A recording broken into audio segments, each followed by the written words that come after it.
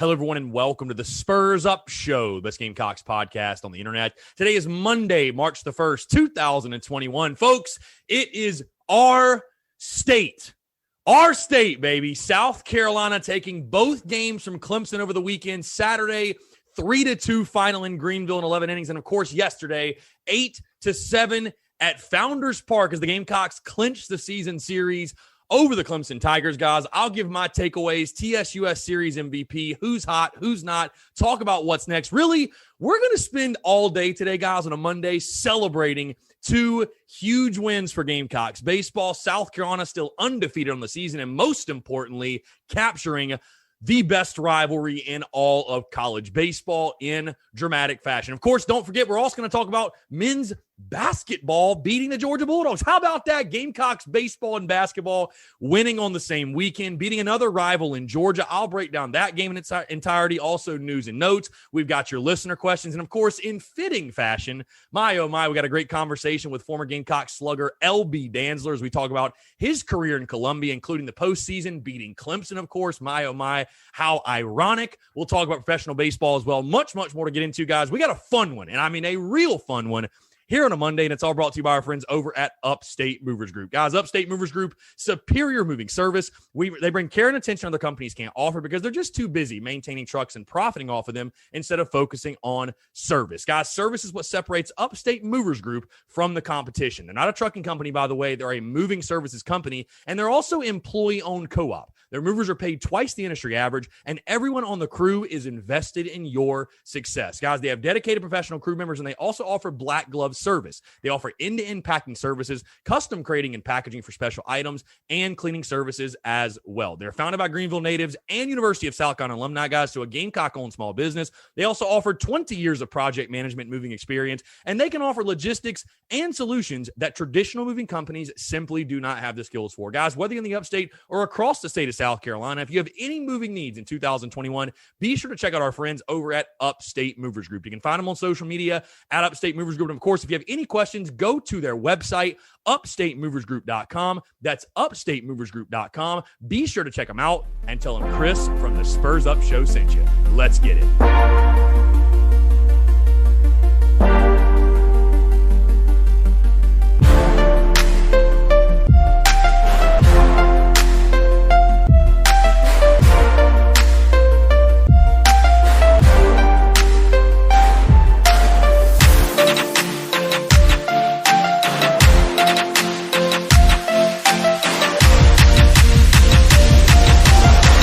With Metro by T-Mobile, your hard-earned money goes further. This tax season, there's zero fees to switch. Enjoy Metro's lowest price, just $25 a line for 4 lines. Plus, get 4 free Samsung Galaxy phones when you switch. Now that's the best deal in wireless. Metro by T-Mobile, empowering you to rule your day. All lines lose promo rate if any deactivates. No fees on select phones. Limit 1 per line with eligible port. Excludes sales tax. Limited time offer. Additional terms apply. See metrobytmobile.com. Recently, Total Wireless helped Charlie Michelle stage a virtual dance recital for her friends and family. This event was super meaningful to them. Because when you move to Total Wireless, you can get amazing devices on nationwide 5G. And with unlimited plans starting at $25 a month, you could save up to $1,200 a year. Thank you, Total Wireless, for helping me pull this off. Total Wireless. Do amazing. Compatible 5G device required. 5G network in limited areas. Month equals 30 days. Savings claim made when compared to 4-line postpaid plans of leading carriers 10-20-20. See terms and conditions at TotalWireless.com. What's up with it?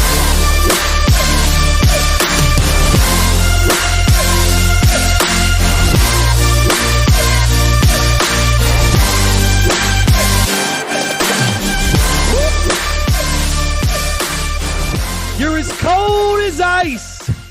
You're willing to sacrifice our love. You never take advice. Someday you'll pay the price, I know. I've seen it before, it happens all the time. You're closing the door, you leave the world behind. You're digging for gold, you're throwing away a fortune in feelings, but someday you'll pay. Woo! Let's go! Let's go! Dude, I'm fired up. Welcome. Monday, March the 1st. We're beginning March in fantastic fashion and glorious fashion, folks. How you doing? I'm Chris Phillips, your host of the Spurs Up Show as always. And my, oh my, if this is your first ever episode tuning in to the Spurs Up Show, boy, do we have a dandy for you all. As you can hear, I've got a little clinky clink, got a little whiskey. We celebrate with the whiskey. We've also got the Clemson pack. It's not lit up yet. We got a Clemson pack. We got a stogie, folks. Hey, normally this show pretty buttoned up. We keep things pretty together. We keep things pretty organized. This is a celebratory Monday podcast. So you know what? If you came here to get an hour of analytics and data, and listen, we're going to talk about it. We're going to break it down. But man, I mean, listen, it's probably 3 hours or so after the end of the game. South Carolina, I'm obviously talking about Gamecocks baseball, clinching the series. Our state winning both games this weekend. And man, I'm on an emotional high. The emotions I have left, what an emotional roller coaster it was. Again, before we get into everything, guys, again, thank you so much for tuning in here on a Monday. Again, I'm Chris Phillips, host of the Spurs Up Show as always. I do want to say thank you guys so much for the love, the support, sharing the content, consuming the content, showing love to the content all weekend long. What a success it was. Baseball in South Carolina, like Mark Kingston said on Saturday night, baseball in South Carolina is officially back. Woo! Let's all take a breath. What a weekend. What a weekend it was. Hey, we got basketball to talk about too. Man, the fun is in the winning. How fun things are when you win. We've also got your listener questions. We've even got your voicemails and a great interview as well. Folks, I can't tell you how excited I am to be sitting here talking to you all on a Monday. Without further ado, let's not stall today. Let's not stall. And I will say first things first, I'm so excited for this week because of what this baseball team has done, what this basketball team has done. We got a lot to talk about in women's basketball this week as well. We're going to have the Daily Crow Monday through Friday. We're going to have great podcasts every single day. I am so fired up on field, off field, content-wise, business-wise, everything. I'm so excited. Again, I'm on this emotional high. And like I said, without further ado, let's get into it. Oh, man.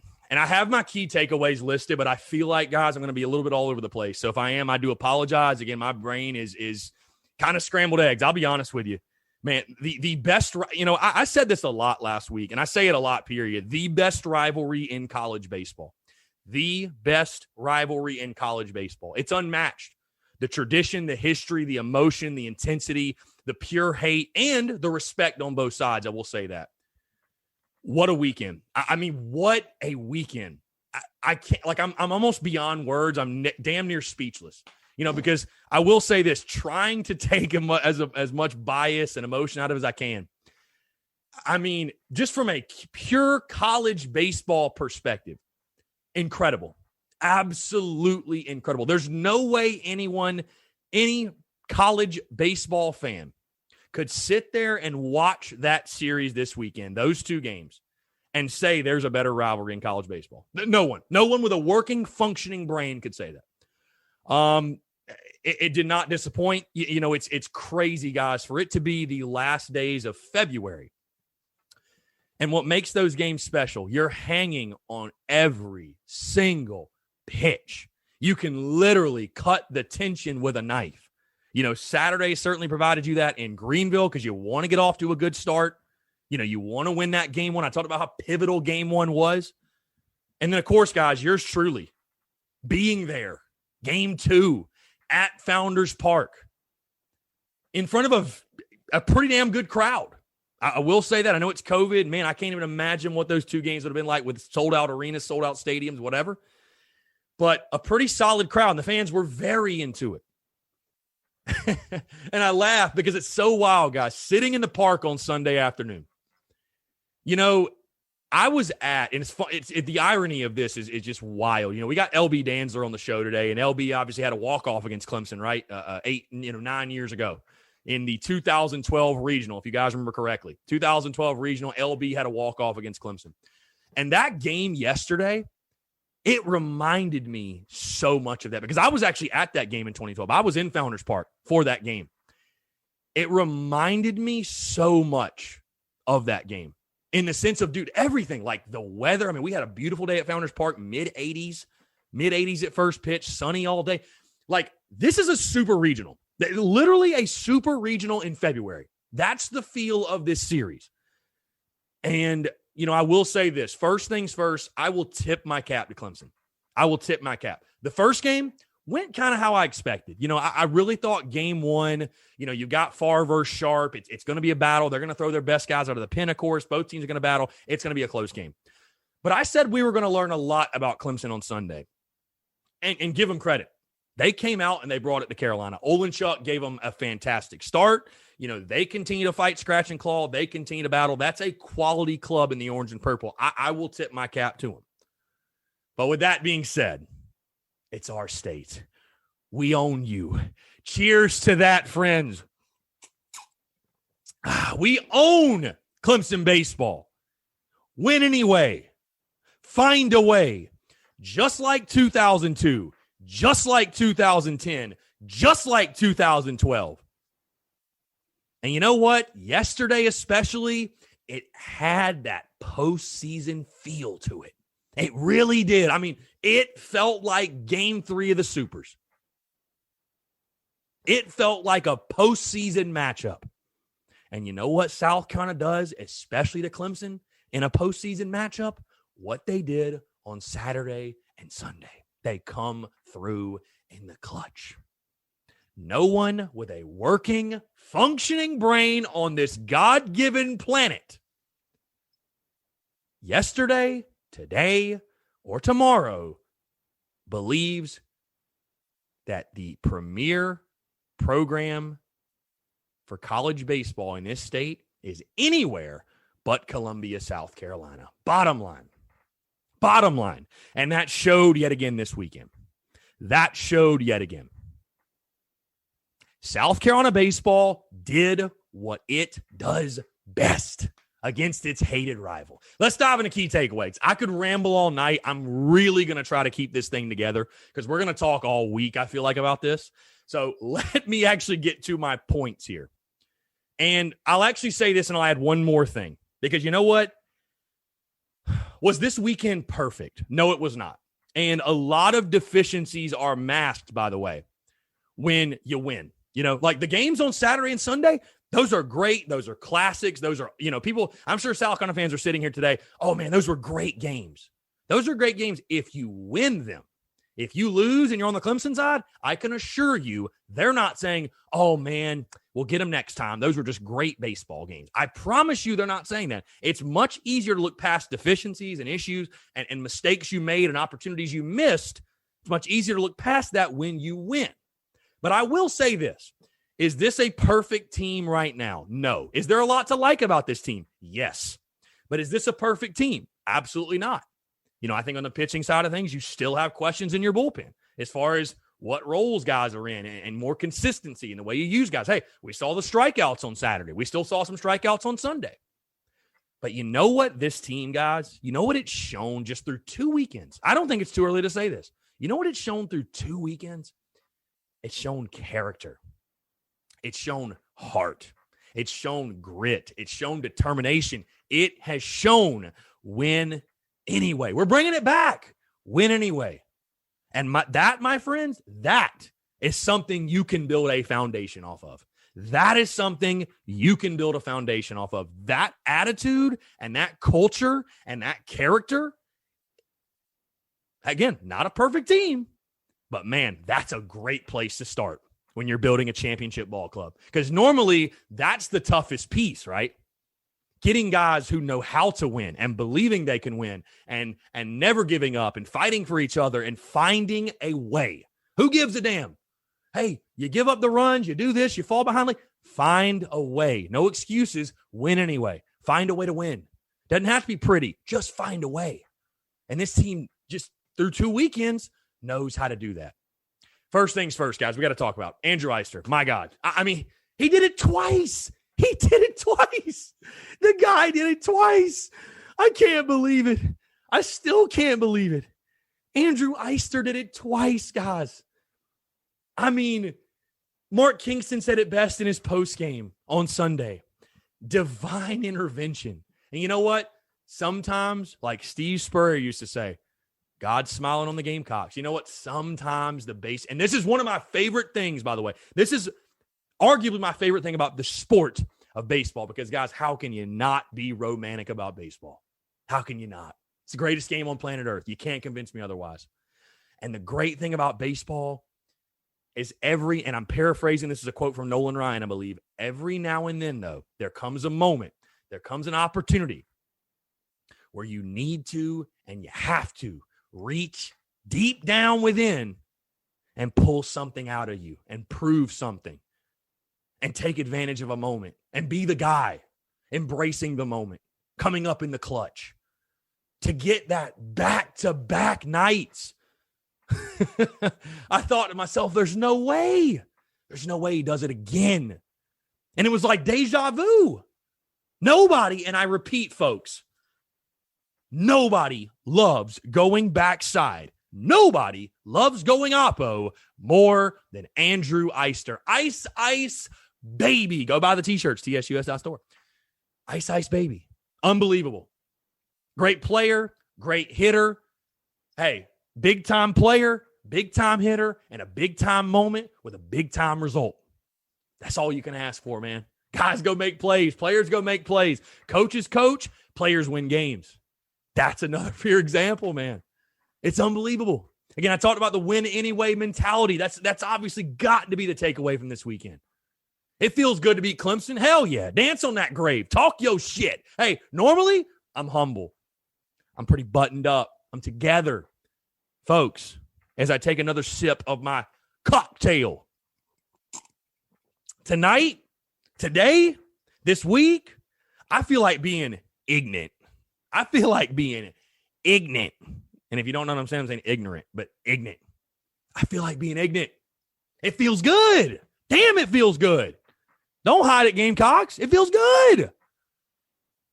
Man. Unbelievable. For a fan base that has dealt with heartbreak, with disappointment, with letdowns, with overpromises, with just, you keep naming it. For a men's sport, too. I mean, that's such an underrated piece of this. For a men's sport at South Carolina to come up in the clutch. When they're, both nights, by the way, there were plenty of reasons South Carolina should have lost. Let's call it for what it is. There's plenty of moments, plenty of reasons. Hey, I'll tell you, just Sunday alone.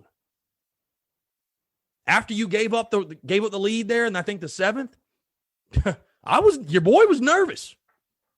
I'm not going to lie, your boy was nervous. So many guys with such big-time performances. We can't leave out Wes Clark, by the way. My God. I mean, listen, I'll say this too. You know, as much as I shit talk on Clemson, and I love to do it, and I hate Clemson, and I hope there's Clemson fans tuned into this because I love nothing more than to just get on it. Hey, Mr. Potato Head on YouTube, the Daily Crow, if you know, you know. If you're tuned in and you know, you know. Hey, Mr. Potato Head, you can suck it. All the Clemson fans and my mentions, all the Clemson fans that were all over my ass last year, all over me on Twitter, all over me on social media. You can suck it. You can most certainly suck it. And you know what? Something else, a little side note. This ain't got nothing to do with on the field, but hey, you know what? Your boy got caught. Hey, Saturdays are for the boys. Well, Sundays are for the good luck smooches and beating your rival and kicking their ass and talking shit. Hey, doesn't suck to be me. Doesn't suck. Does not suck. Had a good day with she who shall not be named. And we'll leave it at that. Woo, man. We're having a fun day so far. But all those Clemson fans suck it. And hell, I say that and I say this. I've got respect actually for Clemson baseball. Like, I think they've got a good program. They don't touch Carolina's, but they've got a solid baseball program. And I've got hella respect for Monty Lee, man. I've known Monty Lee since I was a high school player and since his days at Carolina. And like, I really do have hella respect for Monty Lee. But man, when we talk Wes Clark, you know, I totally get letting your guys attack and be aggressive and believing in your guys. I truly get that. Because listen, I was a former pitcher, and you don't want to walk a guy. Like, you don't want to cave in and be like, oh, this guy's better than me. But at some point, you just got to tip your cap and say, you know what? Their guy is better than our guy. And for Clemson to let Wes Clark hit 2 bombs off him on Sunday, It was mind-blowing. It was baffling. And something that they'll be talking about in Clemson, guys, for quite a while. No doubt. I mean, listen, this was very reminiscent of Seth Beer on the other side. It really was. It really, really was. Unbelievable what this guy's doing. 8 bombs in 6, 7? No, excuse me. 6 games. 8 bombs in 6 games. It's crazy what he's doing. Crazy. Unreal. Really. Let's move to the pitching side of things, guys. Let me get a little bit more in depth with things. I do want to talk about the pitching side, okay? We'll start with Saturday. First things first, Thomas Farr. He did exactly what I expected. 6 innings pitched, 5 hits, an earned run, 7 strikeouts. Kept you in the ball game, gave you a chance, all that good stuff, no doubt. Julian Bosnick, I thought he spun it beautifully. Listen, Brett Carey, I thought he pitched beautifully except for one pitch. He threw 59 pitches on the night, and he threw one bad one, and it cost him. And it cost him and gave up the lead. What I didn't really care to see, and, you know, you're going to get this, though, right? It is what it is. You gave up the lead. You blew the save. But for people to question, you know, say Brett Carey had an awful night, he's not good, he's this, he's that. I personally, I still have a lot of faith in Brett Carey that he is your closer. You know, he can be your closer. He can be very successful. And he threw one bad pitch, and he knows he shouldn't have thrown it. 0-2 hanger. I mean, you know, just threw a bad pitch. We've all been there. We've thrown a bad pitch before. I thought he was beautiful. And then, dude, I cannot talk about Will Sanders enough. Threw on Saturday, and he threw on Sunday. I cannot talk about Will Sanders enough. I mean, total for the weekend, 1 2/3 innings pitched. He gave up, let's see. Okay, so 1 2/3 innings pitched. No runs, no hits, nothing. Came in on Saturday in a huge spot. What was it, first and second, nobody out? Double play ball, strikeout, get you out of it. Will Sanders comes in again on Sunday. Another big moment. Gets you out of it, gives you a chance. Gets his 2 guys out. And on Sunday, I will say this, and when I mention Will Sanders, I'll say this too. I like Brandon Jordan a lot, guys. Like, I really do. I think he's a quality arm, but I'm going to tell you right now, if Brandon Jordan is not careful, a guy like Will Sanders can take his job. Listen, I think Will Sanders is your Friday night guy next year. Like, I think next year in this Carolina Clemson series, you're going to see Sanders versus Olenchuk on Friday night. Like, I really believe Sanders, both those guys really are that type of players. Especially, like I said, Will Sanders. Big, tall, righty.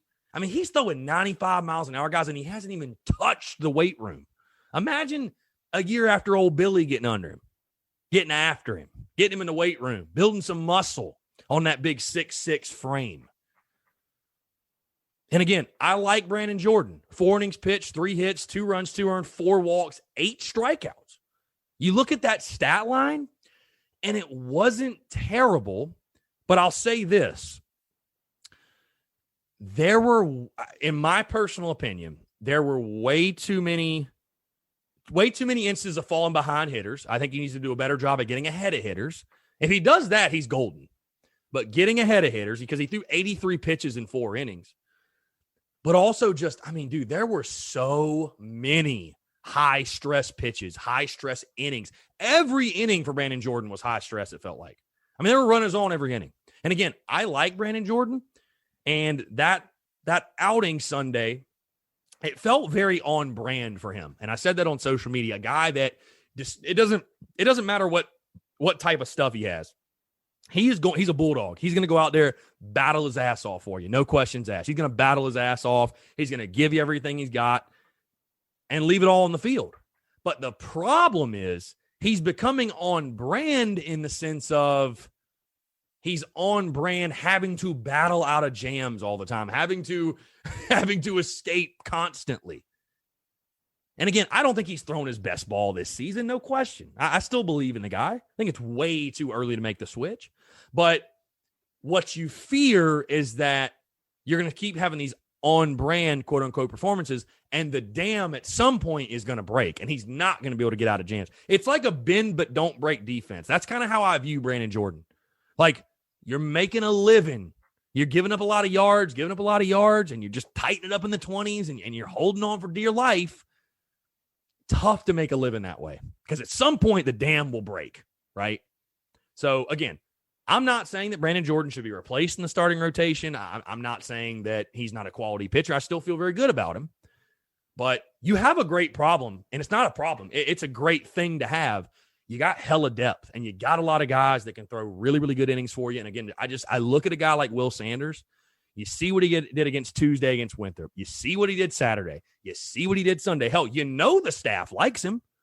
Hell, they've already – what has he got, 5 appearances? Yeah, because he had the one against Dayton, start against Winthrop, and then 2 this weekend. Right? Is that 5 or is that 4? Dayton, Winthrop, 4. Okay, 4. My bad. Either way, they obviously like this kid, and for good reason. The shit's nasty, bottom line. We could see a battle there. Jack Mahoney, I thought, came in and threw extremely well. Another true freshman for you. I think he's your future closer. And I hope Sawyer don't get mad at me for this, but I swear to God, wearing that 23 jersey, he looks like a Sawyer Bridges, but he throws a lot harder, at least at the end of Sawyer's career, with all due respect. I thought Jackson Phipps, come in and get your lefty, bada bing, bada boom. Here's the one issue I had on Sunday, and I know a lot of fans that come at Skylar Meade. I agree this is a big year for Skylar Meade. I do actually agree with that. I like Travis Loonsman a lot, and I think he's got a future at South Carolina, and a bright one at that. But going to Loonsman before Danny Lloyd, I know Danny Lloyd came in and gave up 2 hits, didn't even get an out. Gave up 2 hits, gave up 2 earned runs. But he was put in a really tough spot, guys. He was put in a really tough spot. Going to the freshman first before Lloyd, I personally wouldn't have done that. But again, when you win, those issues, those deficiencies, those decisions, they're masked. I think Danny Lloyd's much better than he showed, and I think he'll bounce back from it personally. And I think Loon's been the same. Andy Peters, though, let's talk about him. Tip the cap, 2 innings. Really, I tell you what, that was a big moment he came in. And what he did, you should not underestimate what Andy Peters did. I mean, in a moment where things you felt like really could have gotten out of control. 2 innings pitched, 1 hit, 0 earned runs, 0 runs at all, 4 strikeouts. Like, came in and really bridged it. You know what I mean? Really bridged it in the 7th and 8th for Carolina. Really bridged that. Or, 8th and 9th or whatever. Whatever pitch. Late in the game. Need a little more whiskey. That Clemson sip. That's good. But overall, I'll say this. The Gamecocks pitchers, you did enough. You did enough to give your team a chance to win. Again, Sunday's the big one that sticks out in that, you got a 5-3 lead. You got to hold on to it. Your guys shouldn't have to win in walk-off fashion at that point, Got a 5-3 lead. Hold on to it. I know that's something that Meade and these guys, they're going to have to improve on and they'll adjust to. But that's something certainly that I want to see improve. The consistency, throwing strikes. A guy like Danny Lloyd, you got to throw better. You're too good of a player to get hit around like that. Travis Loon's been a true freshman. He'll learn from that. But again, I still love the pitching depth. I still love the amount of options you have. Let's move to the hitting. I had somebody ask me after the Saturday game, Chris, are you really, really worried about our approach and our hitters after Saturday with the strikeouts? Because you had, what was the number? 21 Ks. 21. And you struck out Clemson 16 times, by the way. Or was it just one of those nights? He said, are you worried about it, or was it just one of those nights? Guys, with that umpire and the zone he had, and I mean, it was ridiculous. The guy should never be allowed to umpire collegiate baseball ever again. The zone was chalk to chalk. Up and down made no sense. It was inconsistent a lot of the times. So, do the approaches need to be better? Yes, they absolutely do. Because you give yourself no chance when you strike out. You just don't. It's college baseball. They're college infielders. Put the ball in play and make them make a play. We saw it happen on Sunday. Make them make a play. Good things will happen, right? You give yourself no chance when you strike out. And you're not going to beat anybody, well, except for Saturday. But you're most of the time not going to beat anybody when you strike out 21 times. But I thought the approaches, I will say Sunday, and let's factor this in too. The strike zone was insane. And you're facing a guy like Davis Sharp and all of their top guys out of the bullpen. I mean, that's just not a recipe for success for hitters. And their hitters, 16 strikeouts for them. It wasn't like it was just us. I thought the approaches were much better Sunday. I thought we did a much better job putting the ball in play and giving ourselves a chance. Only 8 strikeouts on Sunday. Again, it's really crazy because, a lot of people, I think one of the biggest fears of this team is live and die by the home run, this, that, whatever. And, obviously on Sunday, you had guys go deep. Wes Clark hit 2, Braylon Wimmer hit 1. But what's wild, this offense isn't a score in bunches in one inning and then just go dead the rest of the game. I mean, you scored 1 in the 3rd, you scored 4 in the 5th, you scored 2 in the 7th, and then you walked it off. And I will say this, what impressed me so much about this team, and again, yeah, I guess you hate to get to these scenarios and you hate to get in these predicaments, if you will. But every time South Carolina went down, they answered. Clemson jumped up 1-0 top to first, right? You didn't score till bottom 3rd. Now it's a 1-1 game on a Wes Clark solo shot. Top 5th, Clemson scores 2, up 3-1. What do? You turn right back around the bottom of the 5th. The urgency is there. The approaches are good. You take advantage. Boom, you throw up a 4 spot. You're up 5-3. Fast forward to the 7th. All of a sudden, your bullpen falters. Things happen. Things are getting crazy at Founders Park. They throw up a 4 spot. Boom, 7-5 Clemson. You're thinking to yourself, oh, shit. We might have messed up. I mean, I was sitting there like, dude, the emotional roller coaster for me was like, oh God, did we just blow it? Honestly, I believed in our guys, but I was like, damn it. You got to hold on there. You had 9 outs. Your bullpen's got to be able to hold that thing on for you. And we didn't. So you go down 7-5. What do? We turn right back around. Tie the ball game up. Mendham single to the right side for an RBI. And then Andrew Eister single at the middle for the RBI. This team finds a way, man. These hitters find a way. Again, is it a perfect team? No, it is not. I think the approaches still need to improve, no doubt. But at the end of the day, we can talk. We can break down pitching. We can break down hitting. Hell, we can break down defense. Carolina with 3 errors in 2 games. Not their best defensive performance. But you know what? In a rivalry weekend like this, you kind of just chalk it up, guys, to, you know what? This is the best rivalry in college baseball. The emotions, the intensity, the pressure. Like, I know it was only the 2nd weekend of the season. I totally get that. Guys, I'm telling you right now, being there Sunday, there was real pressure. I mean, I felt more nervous Saturday and Sunday, especially Sunday. I felt more nervous over this past 2-day stretch than I felt at any point last football season.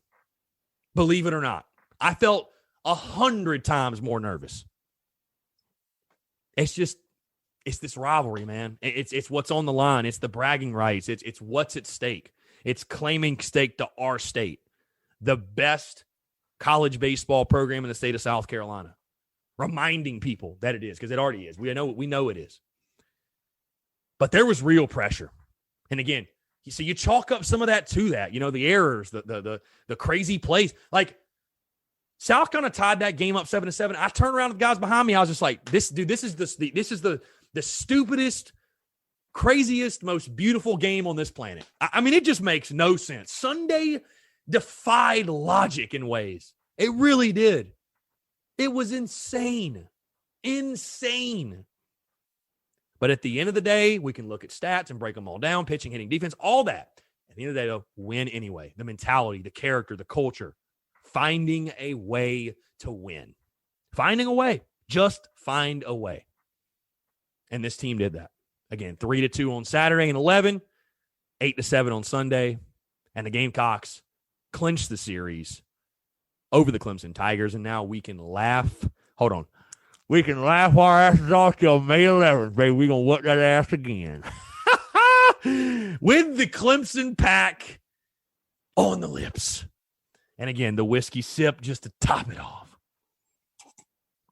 Woo! Woo, man, feels good. All right, let's move into TSUS Series MVP, guys. It's a no-brainer. Andrew Eister, 5 for 11, 3 RBI, and 2 walk-offs. I mean, again, Ice Ice Baby. TSUS.store. About the shirt. Ice Ice Baby. Andrew Eister, 2 walk-offs. Unbelievable. Mr. Clutch, incredible. Incredible. Let's move into who's hot, who's not, guys. Who's hot? You think I was going to leave him out? The Reaper of Souls himself. None other than Wes Clark. 4 for 9, 2 homers, 5 RBIs, 2 walks. Also, can I please mention the weapon, the Reaper weapon that they have to hand to people after home runs? Genius, magnificent. I mean, just incredible stuff. But again, who's hot? Wes Clark, another fantastic weekend. 4 for 9, 2 bombs, 5 ribbies, 2 walks. I expect that he will be National Player of the Week probably again. I mean, what he's doing is incredible. It's insane. And like Mark Kingston said on the Sunday presser, it's like talking about a no-hitter. You don't want to do it. You know what I mean? You simply don't want to do it because you don't want to jinx it. So again, Wes Clark, who's hot, who's not? I got to talk about Georgie. George Khalil, Gamecock shortstop, 1 for 9 with 4 strikeouts. A rough weekend for him at the plate. You hope he can figure it out again in that 9 hole, but 1 for 9 for 4 Ks for the Aussie. All right, what's next for South Carolina baseball? Tuesday, you travel to Winthrop. You actually played them, of course, last week, so you travel to Winthrop, go to Rock Hill tomorrow, and then the Gamecocks back home, weekend series against Mercer, the first Friday night game of the season, a 7 o'clock first pitch at Founders Park. I think it's then 4 o'clock on Saturday, noon on Sunday. So should be another really, really fun weekend, a really fun week, if you will, for Gamecocks baseball. Mercer, by the way, we're going to talk about them later in the week, but a quality opponent for sure. Do not sleep on Mercer. And my guy, Ben Upton, the 11.7 college baseball podcast. Shout out to him. I think he's going to be in town, and we're going to have some fun content for that. But, yeah, Tuesday at Winthrop, weekend series against Mercer. We're going to have a blast. And just one more time, guys. Our state, Clemson, we own you. Clemson baseball, we own you. We are your daddy. We're your daddy. We own you, baby. It's all good. Embrace it. Hey, I'll tip my cap to you on the football side of things, but please have some self-awareness and kiss daddy's feet and show some respect to all you Clemson fans on Twitter that were ragging me, on Instagram that were ragging me, on Facebook that rag me, and all of you that rag any Gamecock fans. Do us all a collective favor and suck it, my guy. Put that in your pipe and smoke it. Ice, ice, baby. All good. We'll see you May 11th. We'll see you May 11th to finish off what we started and whoop that ass one more time. All right, let's move into basketball. Gamecocks beating Georgia 91-70. I certainly don't want to skip over the basketball team. I mean, just put, like I said in the postgame on Saturday, petition to play Georgia every single game. 10 straight wins against them. Hey, it was a great weekend. It was a bad weekend to be a rival of South Carolina. That's for damn sure. You beat Georgia on Saturday. Again, the season's a lost cause. We know it's a wash, but I will say this, if nothing else, it feels good to feel good about something on the basketball side of things. And I'm happy for Frank Martin. Trey Hannibal, obviously, that day off must have helped him. Minot stepping up, the new guy, the 7-footer, he dominated.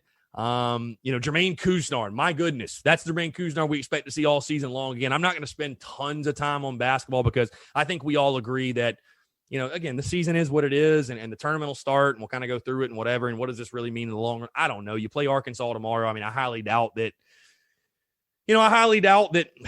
you're going to win that one. I don't know. I mean, but for whatever reason, we own Georgia in basketball. I mean, Georgia has not beaten South Carolina basketball since 2016, guys. That's not an opinion. That's a fact. That's a stat. So just unreal. So 91-70 win on the road in Athens, Stegman Coliseum. To hell with Georgia. Anytime you can beat Georgia in anything, it doesn't matter if it's water polo or skiing or cornhole or ping pong or football or basketball. To hell with Georgia. It feels good. 91-70 win. Again, I'm really happy because I question the heart and the fight and the character. And again, I don't know what it is because I don't think Georgia's like miserably bad or anything, but we have shellacked those boys twice. So I don't know what it is. Georgia does not like playing us. That's for damn sure. That is for damn sure. So again, 91-70 win. basketball taking down the Dogs. All right, guys, let's move into some news and notes. I do want to mention it because, again, I feel like it should be mentioned no matter what, even though they lost.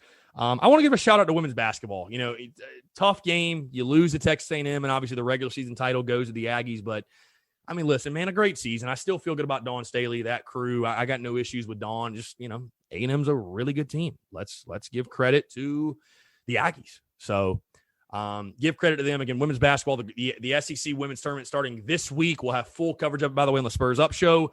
One other quick note. I know this is something our guys Cox and Cola covered, which, by the way, that podcast, the first ever episode, dropped today. So very excited for that, guys. March 1st. We're doing a lot of big things in March. So, and throughout the year, of course. But Cox and Cola covered it. But, of course, I want to mention this. The alcohol ban has been lifted, and Cola bars open until 2 a.m. We all rejoice. We all go out. What great timing after you beat Clemson and take the series from them. Go crazy, folks. Go crazy. Do it safely, but go crazy. All right, let's move into your listener questions, guys. I got a lot to get into. We're going to start first with the voicemails. And like I said, guys, this show really is about celebrating, really about partying, having a good time. It's great to be a Gamecock, and these voicemails surely fit that bill. Hey, Chris, always a good day when you beat the fuck out of Clemson back-to-back nights on 2 walk-offs like Sam did. But my question for you is, the importance of Will Sanders this weekend is nothing to be slept on. It is unbelievable. That kid's 6'6", freshman, starting 95. How fast do you think it'll take for him to be a part of the weekend rotation? Because I think he's a legitimate arm. I think he's a 7-figure guy down the road. I think he's an absolute stud. So I just want to hear your thoughts, and go fucking Cox, baby. Excuse the language, guys. You got to forgive it. Again, it's Monday. We're all celebrating. But great voicemail, man. Appreciate you calling. Yeah, again, you can't say enough great things about Will Sanders, a guy that I was excited about in the preseason, and, of course, seeing what he's doing right now, it's just incredible. It's absolutely incredible. Yeah, listen, you talk about the weekend rotation. I think this is your Friday night guy next year. And I'll tell you this, like I said, I think Thomas Farr certainly is safe. But I'll tell you, man, Brandon Jordan and Julian Bosnick, you better pitch your ass off, because Will Sanders, I think he's ready. I think he's ready to take a spot. And again, that's a big jump for a true freshman to make, pitching on the weekend. But the stuff and his moxie and his demeanor, he's shown it, man. He's ready. He's shown it. He's ready to do it. So, dude, I am giddy about the future of Will Sanders and what he brings to the table for South Carolina baseball. He's going to be a big one. And like you said, a big-time arm, big-time guy for many, many years to come at this level, at the next level. It's going to be fun to watch. It's going to be fun to watch for sure. Just want to say thank you to Clemson's pitching coach, or whoever's calling pitches for Clemson's pitchers, because they throw more 0-2 strikes and fastball strikes than that to help our hitters a ton. So just want to say thank you to Clemson for being such a sorry-ass program. Love your show. Thanks, man. See, that last comment made me laugh, bro. I agree, man. They did a good job, I'd say, Saturday putting us away. But, yeah, it was a lot. We battled with 2 strikes. We just made them pay, man. It just, a little too good. And this is a lineup for Carolina that, man, if you're in the zone, I'll tell you what, man, I think as crazy as this might sound, I think we're almost better on 0-2. Like, I know that's crazy, and what I mean by that is, like, our hitters are good. I saw some guys get a little big and try to do too much. And again, when in a series like this and the emotions and everybody's trying to be a hero, I expect it. But when our guys just shortened up, just put the ball in play, we have good hitters. Like, good things happened. Good things happened. And I think good things will continue to happen. So, but yeah, sorry-ass program that Clemson is. Thank them. Hey, thank them for pitching to Wes Clark, too. Thank them for pitching to Wes Clark. Unbelievable. All right, one last voicemail, and we'll jump into listener questions. We'll wrap this puppy up. First off, that was an absolutely amazing win, both Saturday and Sunday night, afternoon, I guess I should say. My big question is, with Mercer coming to town this weekend and then Winthrop on, I think, Tuesday night, do you think the biggest thing that could help down the road would be seeing who we can, I hesitate to say count on, but try and get some of these pitchers who haven't really had any chance yet because they've only had, 4 games that weren't huge games like Clemson has been.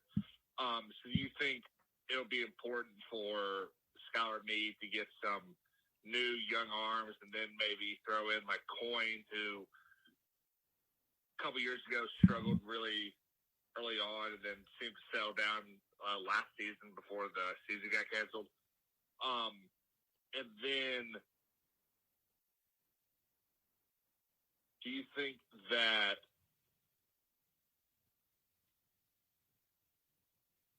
actually, I think that's my own question.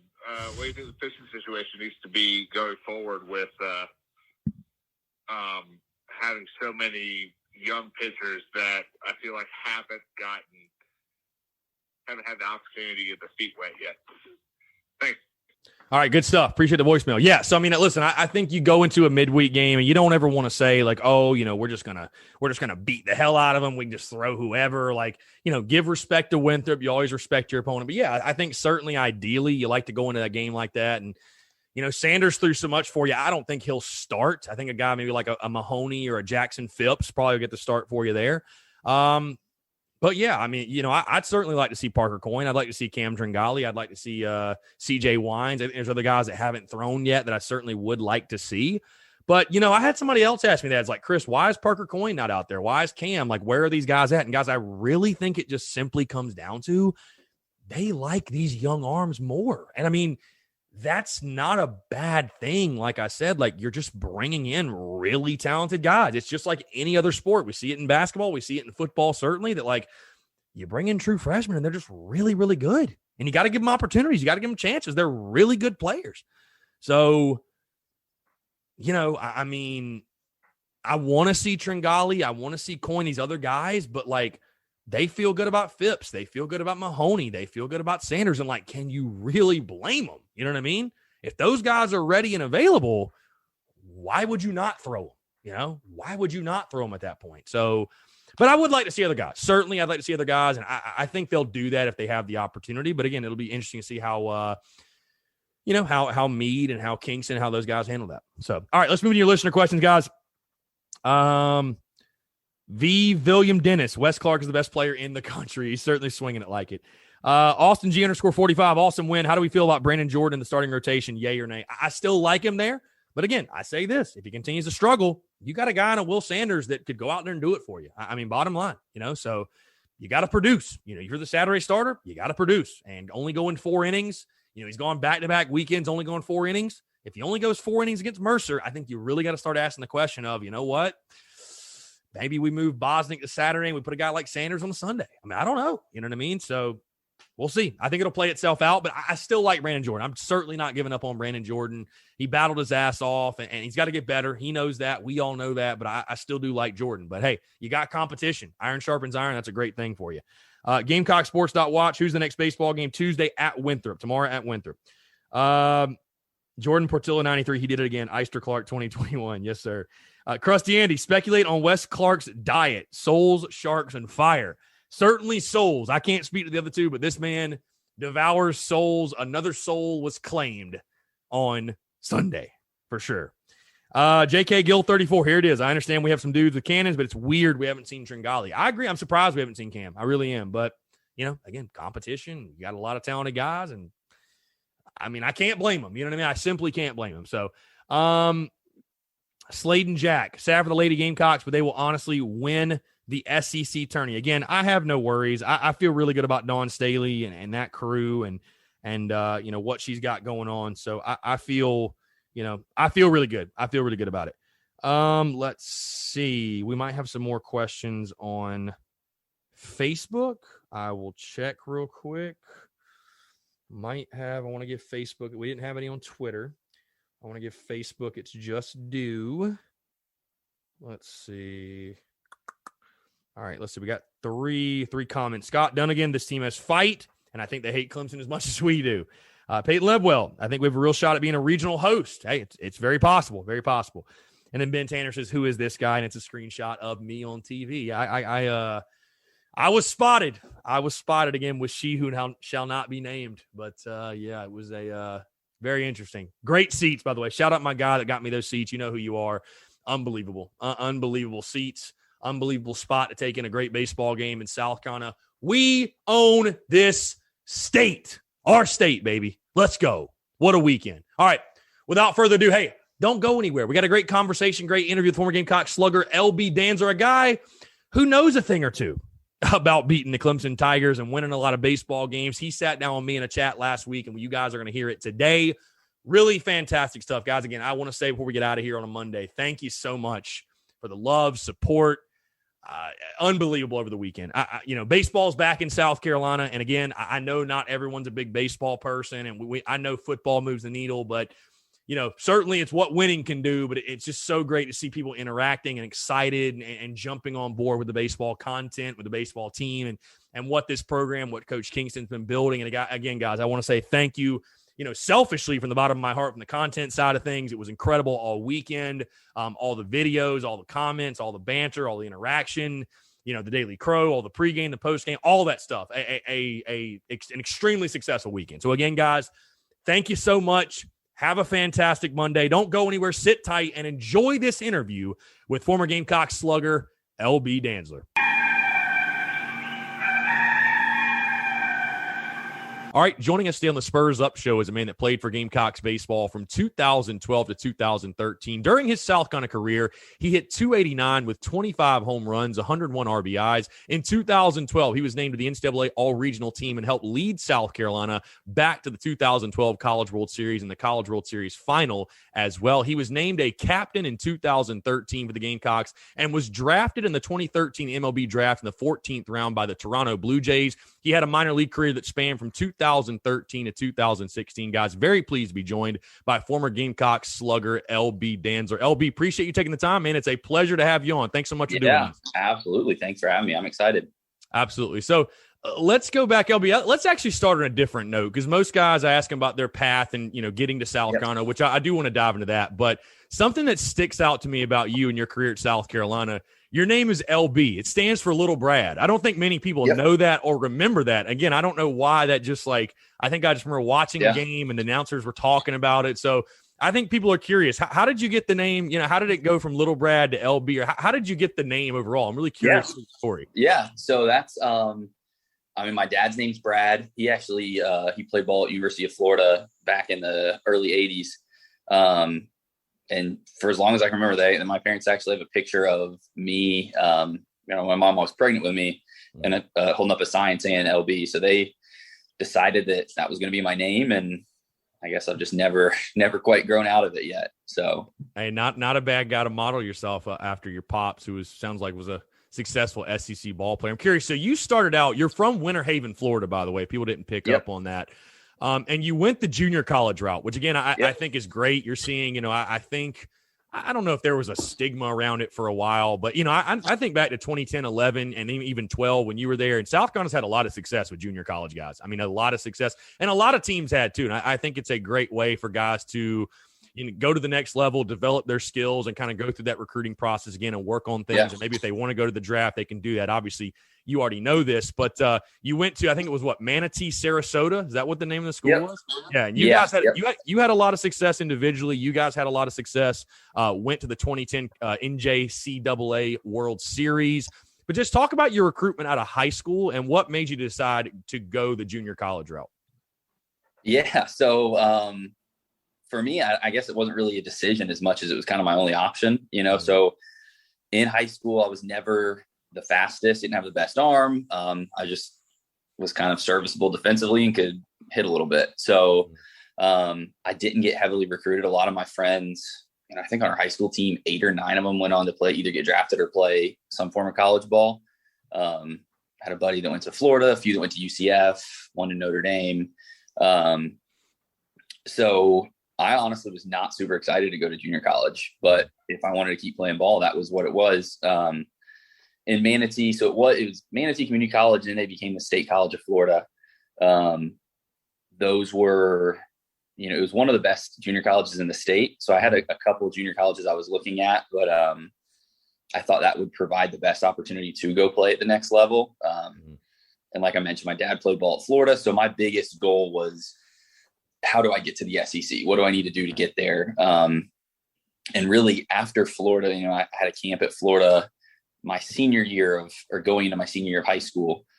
And, the coaches invited me in, and I thought like, all right, this is it. They're going to sit down and make me an offer, or at least talk to me about moving to school there. And basically they told me, hey, you're not good enough to play here. Wow. So my goal kind of became, growing up a diehard Gator fan, my dad played ball there. My goal kind of flipped to like, all right, well, now I'm going to try to beat the Gators somewhere along the line. So, but yeah, so that's kind of how I ended up at Manatee, and then had a terrible first year there, but we did play in the JUCO World Series, which was cool. Definitely not like Omaha, but still for a junior college kid, it was an awesome experience. And then sophomore year obviously was a little bit better and got me the opportunity to play at Carolina. Yeah, I was going to ask you about, was Florida your dream school? You obviously you answered that question, and for them to tell you you're not good enough to play, and then it's like, all right, I'm going to stick it to Florida then. And you go to South Carolina. I'm curious, before we dive specifically in your Gamecock career, like you said, obviously it sounds like you made a huge jump and your game developed at the JUCO level. To get to the level, for SEC play, and again, the stats really just speak for themselves, what you did in your 2 years in Columbia. Where do you think your game improved the most? Because again, like you said, didn't have a great first year at JUCO. Like, where do you think the biggest jump came for you that got you, ready to make the impact that you did make at the SEC level? Yeah, I don't think it was anything skill wise. I think it was more just kind of a maturity, being on your own in high school. I joke with my buddy, and Trey and he's one of my good buddies, plays for the Orioles now. We'll still talk about it, where a slump in high school was like 1 for 4. If you left the game and you only got one hit, it was a bad day. And I think I went into junior college and I led the team in just about every offensive category my freshman fall, and was like thinking, all right, going to keep going, and just going to continue on with how I was in high school. But then that first weekend had a little bit of jitters, and I think I went like 2 for 11. And I remember going back, like getting back from the bus, like, oh my gosh, can I play at this level? And just like questioning everything. And then I had another couple bad weekends in a row, and I had never dealt with failure on that large of a scale, and like the pressure. And if I would have been at Carolina at that time, or a Division I school, they wouldn't have stuck with me. They would have had somebody else just as good, if not better, behind me. So the nice thing about junior college is you do have the opportunity to fail, because they really don't have anybody else behind you. So you have to keep playing. And then, so nothing really changed as far as like my skill set. I think it was just really understanding the process and learning how to deal with failure a little bit better. So when did South Carolina come in the picture then? Obviously Ray Tanner, and I think it's interesting. Again, you grow up a Gator fan, so you're very familiar with SEC baseball. And of course, while you're in junior college, South Carolina is just winning back-to-back national championships. The program is rolling. So when did South Carolina come into the picture? And with the run of success they had, I'm sure, other things factor into it, like playing time, like where am I going to factor in regards to the lineup. But for you, was it an easy decision? Like I said, I feel like it's got to be kind of an easy decision to say, yeah, of course I want to go play for a team that's won back-to-back national titles and has a great team returning in 2012. Like, what was that process like for you actually getting to Columbia? Yeah. So the first time I ever saw a South Carolina coach was the fall of my freshman year. We only were playing with wood bats that fall. And I mentioned that I had a pretty decent fall. I think they came to a doubleheader, and I went like 7 for 8 with like 4 doubles or something. Had like a great game, or a great couple games. And then I talked to the coach after the game, and I honestly, to this day, maybe it was Mark Calvey. I can't remember who it was. But then, he's like, all right, I know you're just a freshman, so we'll talk, this time next year, we'll keep an eye on you. Just, keep doing your thing. And we talked about grades a little bit, and then that was pretty much it. Didn't hear from South Carolina for a year, which honestly was kind of best case scenario, because I went and had a terrible spring. And then I bounced back. I played summer ball that following summer, again, won some awards and had a good summer season. And then they kind of came back in the fall. That was when the recruitment, really opened up for all the major D1s. But we got to about October, and I probably had 10 offers on the table from some mid-majors, but it got to the point where I was like, thought the SEC wasn't going to happen. I was emailing Big Ten schools. I'm like, all right, I just need somewhere with a football team, like a big school experience. Right. And they were not responding to my emails. I'm like, all right, well, I may end up going to University of Tampa would have been fun. But then within 1 week, I got calls from Carolina, LSU, and Vanderbilt all on a Monday, Wednesday, Friday. So I have no idea what changed. It just kind of, that all kind of happened pretty quick. Went on a visit to Columbia probably 2 weeks later, had a visit lined up with LSU. And it were just completely different opportunities. South Carolina, from my talks with Holbrook, Coach Tanner, sounded like they really wanted me to come to school there. They just didn't have any scholarship money. LSU's was a little different, where they'd never even seen me play before, but they needed a third baseman.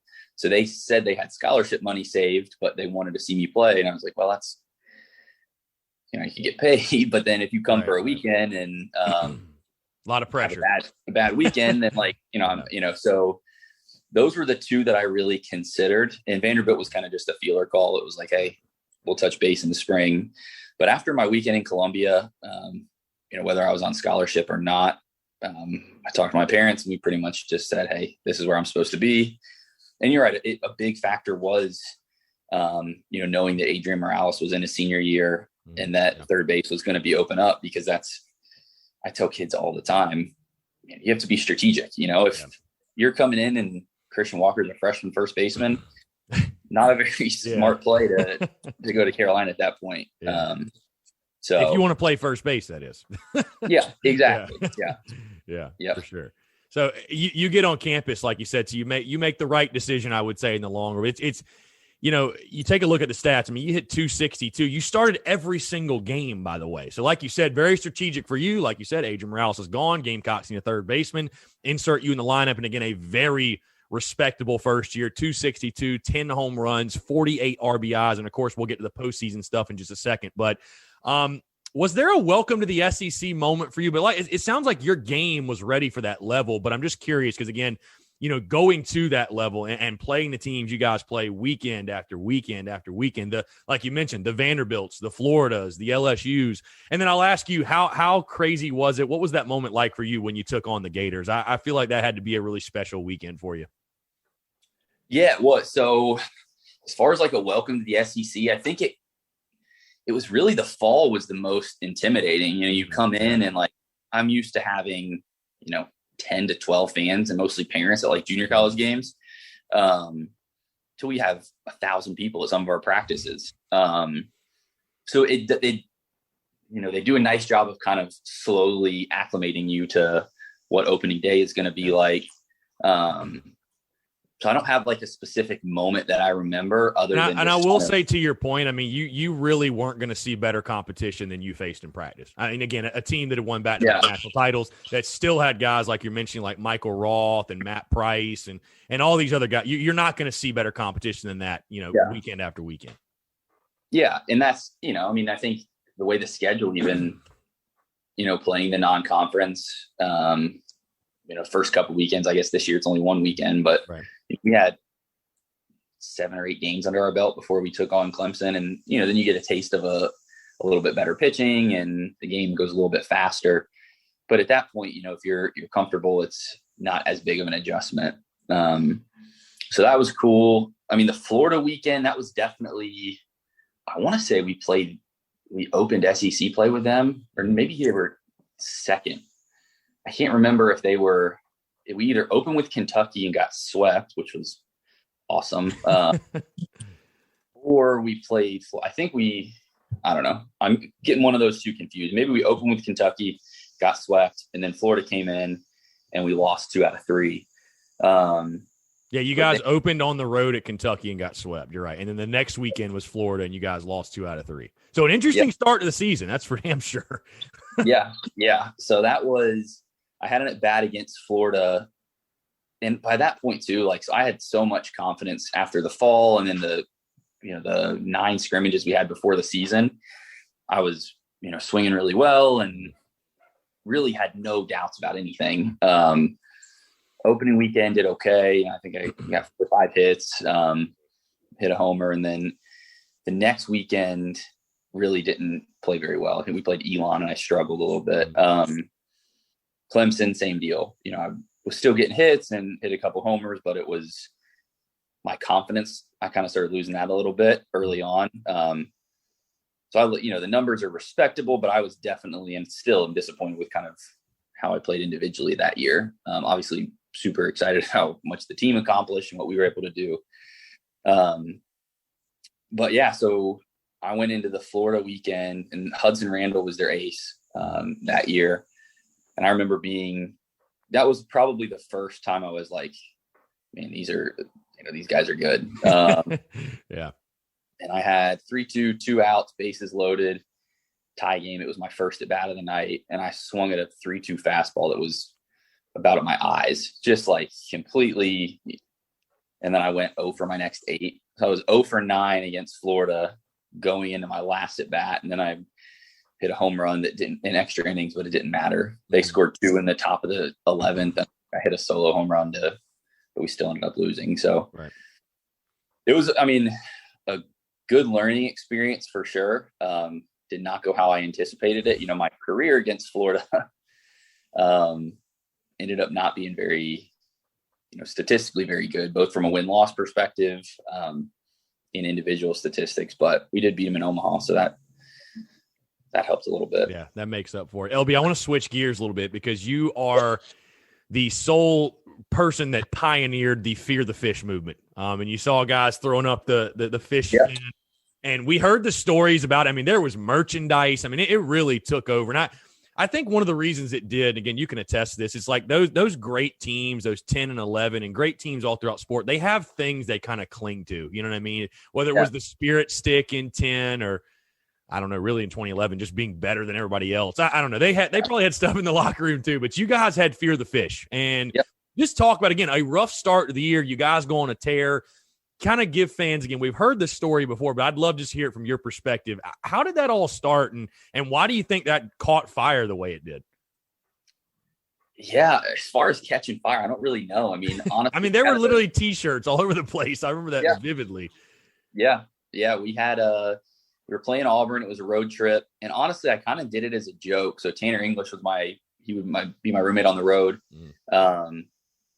And the previous week, his grandma or something had made like homemade pretzels or something. And somehow I had this little Tupperware container that was Tanner's. I was going to bring it back to him, and just almost as a joke, I put the fish in there. Like, all right, I'm just going to bring him to Auburn, see if he can make it. And I told everyone on the team it was because, the girl that would feed him on the weekends was out of town, but like a betta fish can live for weeks without food. So I decided to bring him on the road. And then in the back of the bus, it was Bryson Selleck was actually the one that started joking about Fear the Fish and how we need to do that. Because we had struggled definitely early on in SEC play. We were not playing very well. So we were kind of searching for something.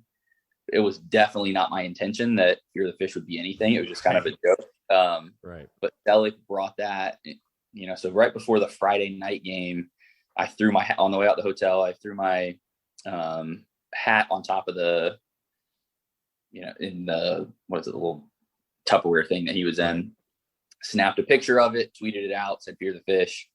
And then that night Christian hit I think it was like we were losing 1-0 maybe. He hit a 2-run double to right center field, and then he got on second base, did the fin just kind of as a joke. And I came up next, hit a home run, and I did it when I crossed home plate. And then the Metro came out the next day and was asking us, like, what were you guys doing? What was that little? And we were just like, oh, Fear the Fish. So I don't know where, and from that point on, it just got in the media and it kind of took on a life of its own. It was nothing that and we were winning too, which helped, I don't know the stats, but I know at one point we won like 12 SEC games in a row or something. So, and it was all kind of right around that time. For sure. LB, I want to move to the Carolina-Clemson rivalry. We are speaking on Thursday, Gamecocks and Tigers, the best rivalry in college baseball taking place starting tomorrow and this weekend. You obviously had a major impact in it. You guys won 2 out of 3 in 2012, but more importantly in the postseason where South Carolina absolutely owns Clemson. You guys faced them in the regional, which I'm sure when you guys found out, again, you hosted the regional, when you found out Clemson was in it, I'm sure you guys were very excited. And, of course, the two teams squared off, and the game that stands out, obviously, that Saturday game, I was actually there in person. You guys win 5-4 in 12 innings, and you had the walk-off hit. Just missed a home run, but bases loaded. I think it was like 1 out. All you needed was a sac fly, and you got plenty of it on a high fastball. Just talk about your experiences in that rivalry. Again, a guy being from Florida, how quickly did it click for you, how big of a series it was, and then leaving the impact you did, again, getting the walk-off in that game. And we even had Michael Roth on the show yesterday. I chatted with him yesterday, came out today, and he talked about that was actually outside of the 2010 game that obviously he pitched and the legend of Michael Roth was born. He said that was probably the best Carolina-Clemson game he was ever a part of. Most intense. I mean, I remember being there. Founders Park was rocking after you hit that. But just talk about, again, your experience in the rivalry and then getting that walk-off. And that was a part of you being named 2012 NCAA All-Regional Team. So, obviously, you had a great postseason as well. Just expand on that a little bit. Yeah, so I think you hit the nail on the head. Being from Florida, I didn't know a whole lot about the rivalry and then you hear about it through football season, but, it's all new. So I really hadn't experienced it firsthand. But that first game, I think it was actually in Charleston. Yeah, that Friday night in Charleston. It was a different energy, and I was like, man, this is the real deal. And at that point I was like, all right, now I get it. And we were able to win 2 out of 3. I think we won the first 2 and then lost the third when they hit a walk-off against us at their place. As far as when we found out that we were going to be in the regional, I was honestly, I don't know if excited is the right word. I was hoping to see them, match up with them in like a super or in Omaha. So it was kind of like, man, this is the pressure just got a lot greater for us to get out of our regional, Right. Lose to Clemson in our own regional that we're hosting. And I don't think you're supposed to say that, like those thoughts were creeping in, but it was definitely that game. Still to this day was the most tense game I've ever been a part of. Where it was like every pitch, you were just hanging on every single at bat. And man, yeah, the pressure of Omaha and playing against Oklahoma and Supers, UNC Supers the next year, it pales in comparison to just that game and feeling like, all right, we have to win this game. We cannot lose. And then more specifically, the at bat, I had made an error early in the game, which was, I think I only made like 4 or 5 errors all season, and 3 against Clemson, which was 2 in the series at the beginning of the year, and then 1 that day in the postseason. So I was kind of down on myself because, I felt like I let us down a little bit defensively. But then how did we get Joey led off with a hit? I think it was a base hit up the middle. Yeah. Perfect hit and run from Marzilli. The king of the hit and run. The king of the hit and run. Yeah. So it was first and third, no outs. All right, we got this in a bag. Christian's up. So I was on deck just thinking, all right, Christian's going to take care of it. And I think he popped out. It was either the second baseman or shallow right. I remember he popped out though. Yeah. Yeah. It was on the first pitch, and I was like, all right, so it's on me. Got to 2 strikes pretty early, and they had their ace on the mound. What was his name? Something Brady, maybe. And he just kept throwing me high fastballs, and I couldn't catch up to him. I just was a little bit off. In hindsight, I was sitting all fastball. So if he would throw me a curveball, he probably could have got me. But I knew that I just got to get something elevated in the air. It was probably a pitch I should have hit more to left center, but did enough, got enough barrel on it to get it over the right fielder's head, and just all the emotions of the pressure that builds up that you're feeling, just let it all out as you're celebrating behind first or pitcher's mound. So that was cool.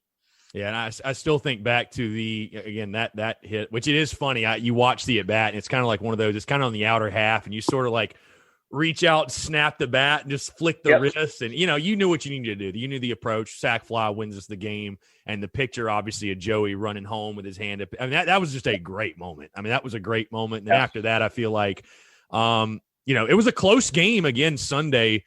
You guys beat them 4-3 to take the regional and knock them out. But, it's like, I think back to those days, and I'm like, there was, at least from the fan side of things, I'm sure you guys as well as a team, even looking, you say like, oh, Sunday you guys won 4-3. But it's like there was just never a doubt. There was never a doubt with those teams. The job is going to get done. I want to ask you, LB, on a lighter note, and I joke with other guys, your former teammates about this, but it's funny because you guys, beat Oklahoma, take 2 from them, 5-0, 5-1 in the Supers, which is a great series. And Oklahoma was a really good team. And obviously the history there with 2010 and beating them in Omaha. And you go through, like I said, you beat Florida in the College World Series. You lose to Arkansas, but beat Kent State, get your revenge on them, beat them twice, and then lose to really run into a buzzsaw in Arizona. And again, everybody's expecting South Carolina to go 3 straight. And, the hype is there. I joke with guys, though.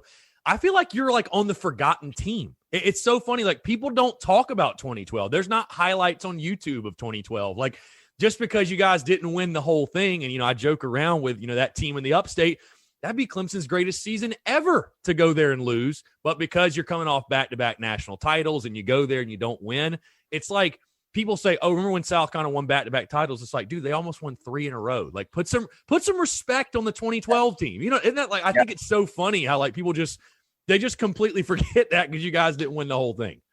Yeah. No, they for sure. I mean, they're like, oh, which team were you on again? It's like, yeah, we played in the national championship, by the way. Yeah. Yep. I say that probably on a weekly basis when clients come, oh, were you on one of the teams that won? I said, nope, I was in junior college those 2 years, but I was on the 2 that, we finished runner up and lost in Supers the next year. So it's still pretty good teams. Pretty solid. So, I mean, and even that North Carolina, the 2013, and that North Carolina team, I think, was the number 1 seed in the entire country. Like they were nasty. Yeah. And I think we had them. There was a pitch, 3-2 pitch that Tyler Webb ended up walking in a run, but man, if it missed, it must have been just barely outside. Lost by 1 run in 2013. So it definitely is. I think we, I remember coming in my senior year, so my junior year I come in and they have like these awesome College World Series like bags and stuff full of all this gear. And then my senior year I came in and I asked Kyle Lipsy, our equipment guy, I'm like, Lip, where's all our stuff? They got those big ones last year. And he goes, yeah, they won last year. I was like, oh, you're right. You didn't win. Yeah. So we definitely the expectations. I mean, you got to love it. You got to love the expectations. Yeah. But my God, it's like a failed season because you didn't win the whole thing. I'll ask you, though, again, you talked about in junior college, you got to play in the JUCO World Series, which I've heard from different guys that I played with and know, and that actually got the opportunity to go to that. And I mean, they said it's definitely an awesome experience, like you said, but going to Omaha, just talk about your experience there. I mean, again, South Carolina had been back-to-back years, but that was your first ever time going. And again, that's the promised land, right? That's what you dream about as a college baseball player. That's where you want to end up. Just talk about what you remember from your experience in Omaha. Yes. I mean, honestly, it sounds bad, but like the whole 2 weeks was just like a blur. As I look back, like I can remember specific, like at bats and like so many moments from my junior year, but then Omaha, it's like the whole 2 weeks just flew by. You know, I remember going. You did hit a two-run homer in the Kent State game. I'm just looking at like the you had a big impact. You went 2 for 5 with an RBI double, 2 runs scored against Florida. So you had a pretty good College World Series, I'd say. I mean, you made a pretty big impact. Yeah, I remember the games pretty well. You know, I remember we played Florida, and then Eric Payne hit a super, really clutch, split the gap with a triple. Bases were loaded. That was off Brian Johnson. Then I came up and hit a double over the center fielder's head. And at that point, that was kind of when we broke the game open. And at that point, we pretty much had won. Then Arkansas, that was the game we lost. I remember I hit a double off the right field wall, kind of short hop the right field wall down the line and topped it a little bit, but I thought maybe it had a chance to get out. That would have tied the game.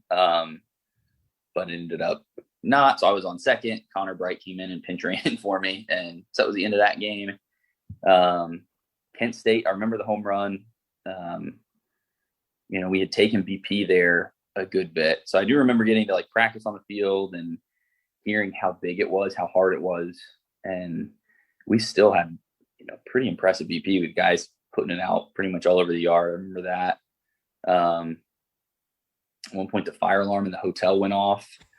I remember the ESPN analyst, Jen Brown. I don't know if you remember her. She was, it was me. So Arizona and us were sharing a hotel. And I think we were the only ones that were, two teams were sharing a hotel, and we just happened to meet in the finals. Right. But it was me, about three of their players, and Jen Brown sitting in this random parking lot when the fire alarm went off, and we all talked for a little bit. So I remember that was kind of a unique, that was kind of a cool experience. And Jessica Mendoza, they were down. So we would see all the ESPN people down in the lobby every night. That was cool. But I mean, the whole thing, it was just, playing in front of 20, 25,000 fans is just something that you'll never forget. For sure. And moving into that 2013 season, I'm curious, LB, you look at your statistics, 322 average, 15 homers, 53 RBIs. Again, the stats speak for themselves. I feel like you had to be playing with a lot of confidence at that point and felt really, really good with your swing and your game. Yeah. So it, I definitely had a much better year. And I think even at the end of the year, my average dropped probably 30 points just in the postseason. I didn't play very well that postseason, which I still kick myself. I think if I would have played a little better, we may have beat North Carolina, but that's neither here nor there. But yeah, so got off to a good start. It was actually, I broke my hamate in my hand in the fall, and then came into spring practice really having not swung or played in a couple months. And I had about the worst 3 weeks of preseason ball you could have. I don't know if I got maybe one hit. And I remember Coach Holbrook telling me this later. He didn't tell me at the time, but they were considering not even starting me on opening day. Like, can we not start LB? Is that even, he played every game last year, but so ultimately I did. And then my first at bat, I hit a home run, which in all honesty, like, it was the first ball I had barreled up in weeks.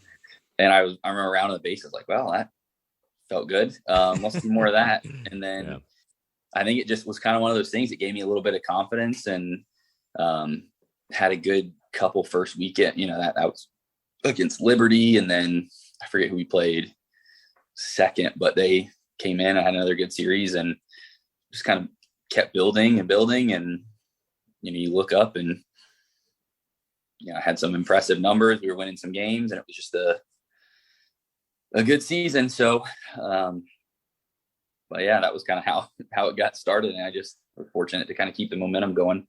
For sure. LB, how much did you enjoy being a left-handed hitter at Founders Park? Because we all know the wind typically blows out to right. And heck, we saw it on opening weekend for South Carolina. I mean, specifically Andrew Eister hit one to right center gap, and it's kind of a line drive, and it just took off. And you're like, my God. I mean, it's pretty fun to be a slugging lefty like you were in that ballpark. Yeah, for sure. I mean, the numbers can be a little inflated. Just because I remember a couple, I had two against Davidson that were both, I mean, they may have been off the plate outside, but the wind was blowing out, and I just knew, like, hey, get it up in the air. So I was able to do that a couple times, but BP was a lot of fun. And, there were definitely a handful that probably would not have been out at some other parks. So, but I'll take it.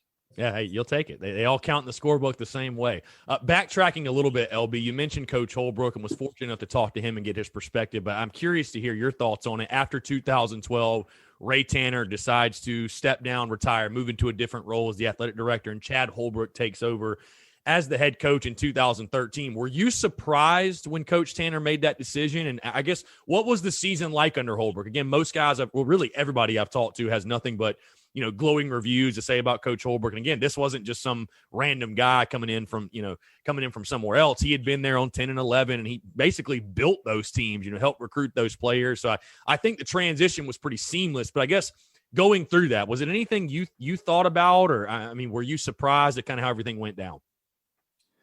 No, I mean, not surprised. I mean, I guess like when you first get the news that Coach Tanner was leaving, again, kind of being new to the South Carolina Clemson rivalry and just being a Gamecock, I didn't really realize, and it wasn't even until after I graduated and kind of have reflected back at how great of a Coach Tanner was and his accolades and how much he accomplished as just as a baseball coach.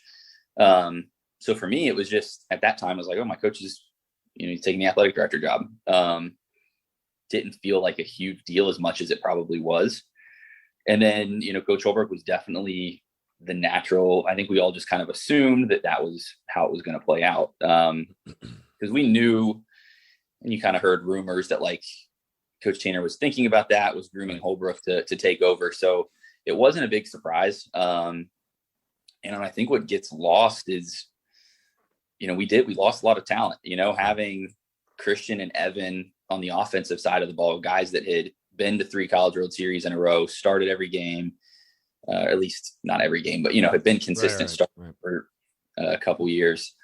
We kind of lost their leadership a little bit. And even just some of the older, not having Mike around anymore was a huge loss. Yeah. Matt on the pitching staff. So we lost a lot of our, our pitching rotation. And so I think Holbrook did a great job. It's just it's like anything, with me and what I'm seeing in my new business. I've never hired anybody before. So it's a learning curve when you're the one making the decisions. I think it was definitely an adjustment, but I'm still happy with how far we made it. And ultimately nothing the coaches did had anything, or I guess didn't prevent us from playing in Omaha. It was nothing they did. We just didn't, we just missed the opportunity. They put us in the right position and we just didn't get the job done. I was just going to say, hearing the tone in your voice too, I think it really just speaks to the expectations at South Carolina, because again, being a game away from Omaha, that's not a bad season. I mean, people have to understand. And again, I'm not telling fans, that's one of the reasons I love Carolina baseball is the high expectations. Expectations are a good thing. Pressure is a very good thing. You know what I'm saying? So, but fans have to understand, like, everybody else is trying to get there too. And it's very, very hard to get there. And like I said, I mean, the number 1 seed in the country had to go to their place. You're a game away. And that game 3, was very tight, and you just come out on the wrong side of it. But I mean, you guys, I thought, had a really, really good year in 2013. And amidst all that, LB, I want to move to this because you get drafted in the 2013 MLB draft. Actually, before I get to that, more importantly, and I would imagine this sticks out in your career, you were named a captain in 2013. I feel like for guys, that is something that, it still sticks with you to this day. Nobody can, among all the stats and the accolades, but nobody can ever take that away from you. Just talk about what that meant to you too. And you were still, I'm not saying you were a new guy, but I mean, only your second year there. There's some other guys that are a couple of years to have your teammates, your peers look to you and name you a captain. Just what did that mean to you then? And what does it mean to you now looking back on it? Yeah, that definitely was one of the highlights from my time there, because you come in, it is a challenge to come in as a junior college kid, because my recruiting class was me and 14 other freshmen for the most part. There were other junior college kids as well, but, and not to get too much into like outside of baseball, but like really there are guys that have been there for 2 years. They have their friend groups, they do their thing. So it sometimes can be tough to come in as a junior college guy. You're the new guy. Right. And all the kids in your class have been playing together for the last 2 years. So that was a little bit, you almost feel like an outsider when you first come in and you're like, all right, I got to prove myself and earn my spot on the team. So, being a year removed from that and, seeing the full 180, which I think a lot of it comes from, having success on the field and doing things the right way. But it was, definitely something that is still very special to say that I was, voted team captain. So, or one of 3 team captains. Yeah, no doubt. And again, like I said, getting back to What was going on amidst that? Again, you were drafted 2013 MLB draft in the 14th round by the Toronto Blue Jays, and your minor league career spanning from 2013 to 2016. LB, I'm curious again. That's the ultimate dream. Every kid that plays baseball growing up dreams of playing professional baseball. You got that opportunity. Just talk about draft day, getting that call, what that was like for you, and then your minor league career when you look back on it, your biggest takeaways from playing professional baseball. Yeah, for sure. So the draft day was a little bit unique because we were playing at North Carolina. That was in Supers. Okay, so you were playing that day. I was curious because normally that's how it goes, which I think is like the wackiest thing ever. But yeah, Yep. So I remember Espo came up to me before the game and he said, "Hey, just talk to the Jays. Expect them to take you today." Which it was the third day of the draft. So I was like, well, I hope somebody's going to take me. So it was the middle of the game. I think it was like a 10 o'clock because the game we had a couple rain out. So it was an early day game. And I was on deck and someone in the stands yelled something about Canada, like have fun in Canada. And so at that point I was like, that's kind of a weird thing to say. So after my at bat, I came back in and my teammates told me, "Hey, you have been drafted by the Blue Jays." I'm like, "Oh, that's awesome." But I was kind of expecting it because Espo had kind of prepared me for it. And then as far as pro ball, it was, my first season was really kind of just a continuation of my senior year. I think I hit a little over 300 with 10 homers in a shortened season, won league MVP, and was like, "Oh, this is just, it's the same deal.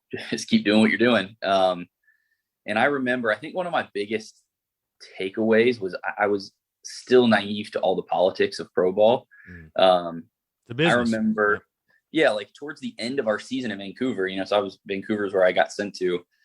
I remember one of the guys on my team coming up and like, "Dude, I can't believe you haven't been sent up to Lansing yet," which is our low A affiliate. I'm like, "I don't really want to go to Lansing. They're 40 games below 500. We're about to start the playoffs. Like, why would I want to do that?" And like in hindsight, it's funny, but like it was really how I felt. And I think that was the biggest thing that I lost. Like, because I was, you go from Carolina where you're playing in front of 8,000 to 10,000 fans a game. Right. Vancouver, we still had 5,000 to 6,000 a game. So for me, it was a step down, but I was like, all right, I can get on board with this. Like, this is cool. And then you go to spring training and that's just like herding cats and there's people everywhere.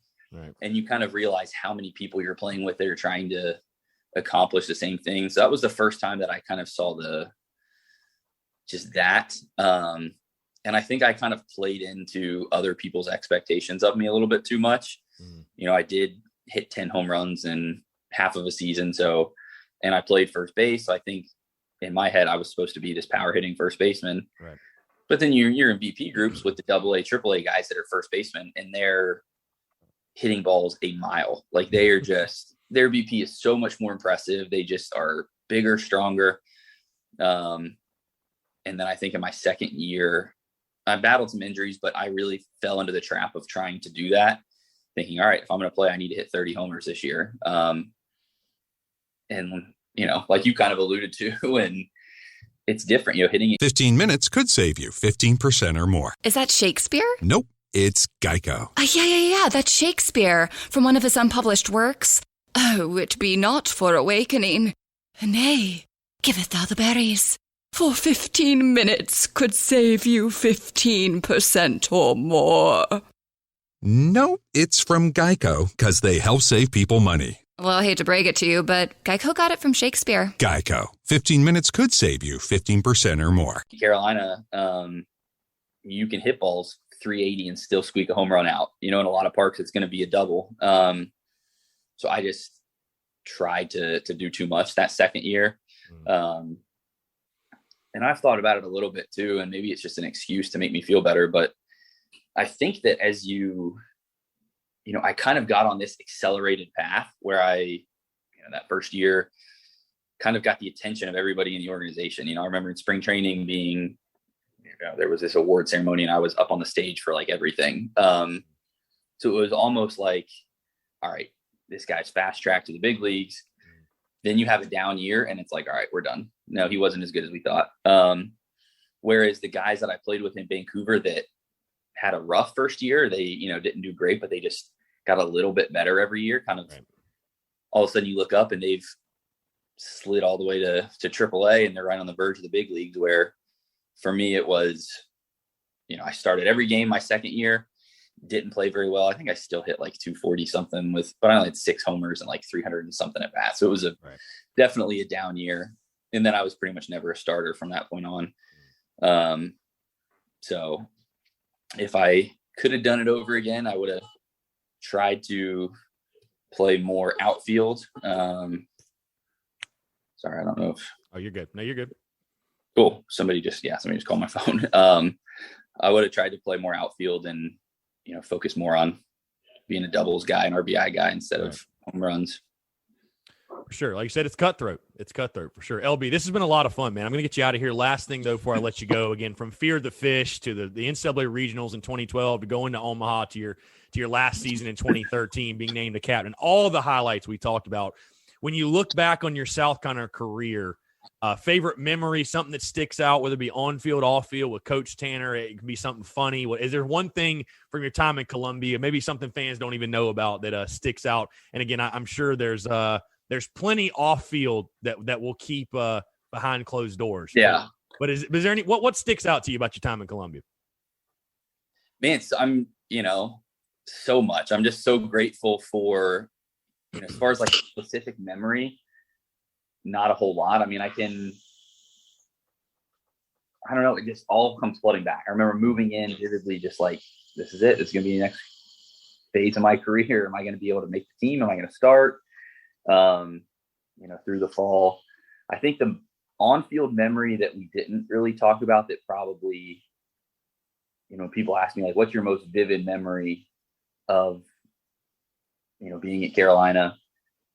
The play that sticks out to me the most was we were playing Oklahoma, and this was to go to the College World Series. 1 out, top of the ninth. There was this backhand play in the hole that Joey made that I remember being at third base, and he like threw it off balance from like way deep in the hole. Should not have got the guy out, but he did. And that was when I first kind of was like, all right, he just made that play. We're going to Omaha. Like this is, and we still had 1 out to go. Because I think for me, it was always the allure of winning the College World Series is great, but really it's making it to Omaha. You know, that's what all teams, everybody wants to do is let's make it to Omaha. So that was the biggest, you know, thing that we were chasing all year. And then once you get there, then let's try to win it. We're already here. But you got to get on the plane first to get out there. So that was the one. Obviously, I mean, the Clemson swing stands out, that walk-off. But yeah, I mean, the friendships, you know, I met my wife there. The tailgates, obviously, that's something now that I have a couple kids of my own. I'm super excited to, you know, obviously once COVID is done, get back for the football tailgates, the fans, the community, all the support that we had. You know, it's just so easy to take it for granted, but so many college players don't have that experience. They don't have the support that we do. And maybe coming from junior college, I appreciate it a little bit more just because I saw the other side. And when you have to buy your own batting gloves and cleats and, you know, you do all the field duty yourself. But yeah, it was definitely a special 2 years and something that has shaped me into who I am today. So I definitely enjoy it. Yeah, for sure. Well, LB, this has been a lot of fun, man. It's been a lot of fun reminiscing. And again, I know I speak for all Gamecock Nation. We say we appreciate everything you did in Columbia. Like I said, it was a ton of fun watching your career and, you know, watching you hit all those home runs and make the impact you had, obviously, and obviously the next level as well. And hey, fear the fish forever. Fear the fish forever. It lives on. It lives on. Absolutely. So again, he's LB Dantzler. I'm Chris Phillips. We appreciate you guys tuning in, and we'll catch you next time on an episode of the Spurs Up Show.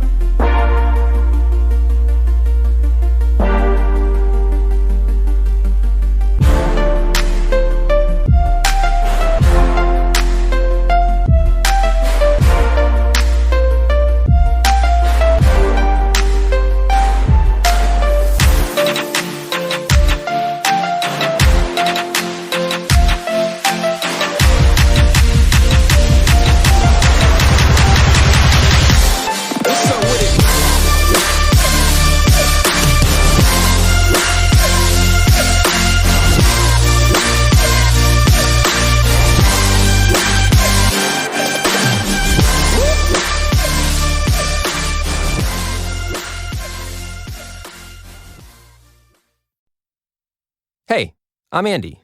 If you don't know me, it's probably because I'm not famous.